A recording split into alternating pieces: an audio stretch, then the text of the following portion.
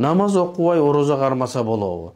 Эми биздин жанагы жаңы эгемендүүлүктү алып, адамдар жаңы динди түшүнүп, эми шариатты түшүнүп келатат. Анан ушундай өзү бул уят суроо да негизи. Адам намаз окубаган адам кантип орозо кармап атат деген маселе бар да.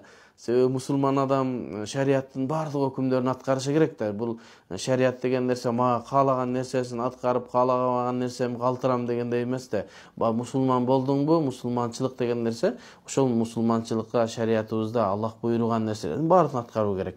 Эми ошо намазды да окуш керек, орозону да кармаш керек. Эми бир адам болуп калды, жаңы динди түшүнүп баштады, эми мусулман болсо дагы, эми түшүнүп, бирок баягы шайтаны дагы деле семиз болуп, намаз окуганга неме жол бербей, бирок эми эл менен орозо кармап коеюн деп атса, Аллах ыраазы болсун. Ошого деле міне орозосун кармай берсин дейбиз. Намаз окубаса дагы орозосу өтөт. Экөө эки башка парыз. Орозо өзүнчө парыз, ал эми намаз окуу өзүнчө парыз. Биз айтабыз, ошо намаз окубагандыгыңа күнөөкөрсүң. Аллахтын астына жооп бересиң, бирок орозоңон кутулдуң деген маселе. Анан дагы эскертип кое турган нерсе, намаз биздин исламдагы эң негизги түркүк да.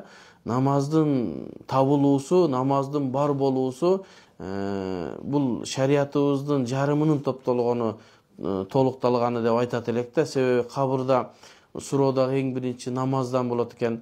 Анан кыяматка баргандагы эң биринчи сурообуз намаз. Эгер намаздан өтпөй калсак, башка суроого өтпөй калат экенбиз да. Анан орозо кармаган болсоңуз, парыздан кутулдуңуз, бирок эртең намаздан өтпөй калсаңыз, орозоңуз жөнүндө суралбай да калышыңыз мүмкүн.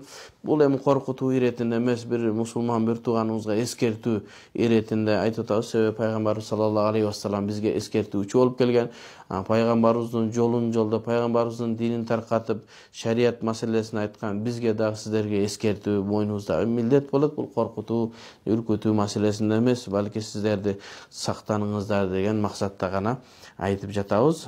Аллахым ыраазы болсун. Намазды да окуңуздар, орозону да кармаңыздар.